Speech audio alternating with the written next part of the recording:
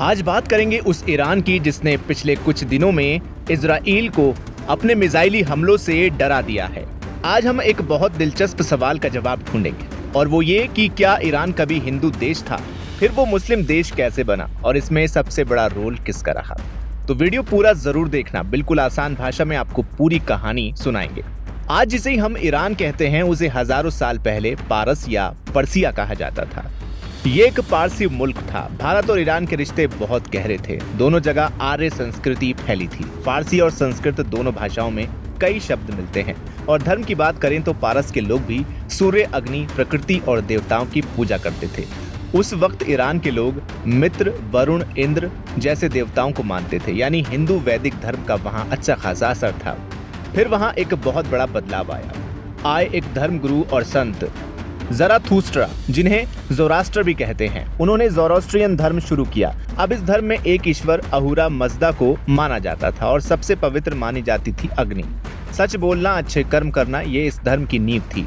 और ध्यान देने वाली बात यह है कि ज़ोरास्ट्रियन धर्म और वैदिक परंपरा में बहुत सारी समानताएं थीं।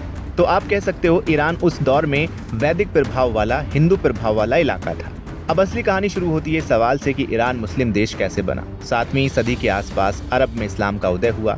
अरब खलीफा बनने लगे। 621 ईस्वी में अरब सेनाओं ने ईरान पर हमला किया। उस वक्त ईरान में सासानी साम्राज्य था। ये साम्राज्य गिर गया और अरब सेनाओं ने धीरे धीरे इस्लाम फैलाना शुरू कर दिया। शुरुआत में ज़ोरास्ट्रियन धर्म के लोगों ने काफ़ी विरोध किया, लेकिन धीरे धीरे जजिया टैक्स, राजनीतिक दबाव, आर्थिक मजबूरी, इसके चलते लाखों ईरानी परिवारों ने इस्लाम कबूल कर लिया। कुछ ज़ोरास्ट्रियन लोग जिन्होंने इस्लाम कबूल नहीं किया वो भारत चले आए, गुजरात और मुंबई के आसपास बस गए। आज वही लोग हैं पारसी समुदाय। ईरान को मुस्लिम देश बनाने में सबसे बड़ा रोल किसका था? सबसे पहले है अरब आक्रमणकारी खलीफाओं का, दूसरा उमैयद और अब्बासी वंश, तीसरा जजिया टैक्स और सरकारी दबाव का। 200 से 300 साल में पूरा ईरान इस्लाम में बदल गया। आज भी वहाँ ज़ोरास्ट्रियन धर्म के कुछ ही लोग बचे हैं। तो ऐसे में सवाल आता है कि क्या ईरान कभी हिंदू देश था? कह सकते हैं हाँ, वहाँ वैदिक प्रभाव जरूर था। हिंदू राष्ट्र कहना शायद सही नहीं होगा, लेकिन वैदिक संस्कृति की गहरी छाप जरूर थी। तो आखिर कैसे ईरान इस्लामिक क्रांति के बाद एक मुस्लिम राष्ट्र बना और इजराइल का दुश्मन कैसे? सबसे खास बात, महिलाओं को घरों में कैद करना भी इसमें शामिल था।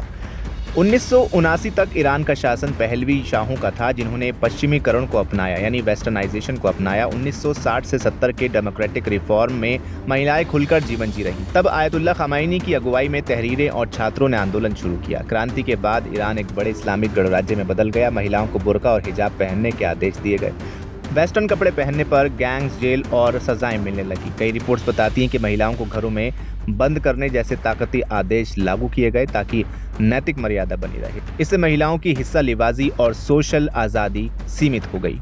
पहले 1948 से 79 तक ईरान इजराइल दोस्त थे। तेल, हथियार और तकनीकी सहयोग था। पर 1979 की क्रांति के बाद ख़ामेनी ने पॉलिसी तानाशाही स्थापित की। उन्होंने इजराइल को छोटा शैतान और अमेरिका को बड़ा शैतान कहकर पूरी तरह विरोध शुरू कर दिया। फिर ईरान ने हिजबुल्लाह और हमास का समर्थन दिया और इजराइल ईरान प्रतिशोध के दौर शुरू हो गए और इजराइल ईरान के बीच लड़ाई का दौर शुरू हो गया। फिलहाल इस वीडियो में इतना ही। आप क्या कहेंगे कमेंट सेक्शन में हमें लिखकर जरूर बताएं। वीडियो को लाइक करें, शेयर करें और चैनल को सब्सक्राइब करना बिल्कुल ना भूलें।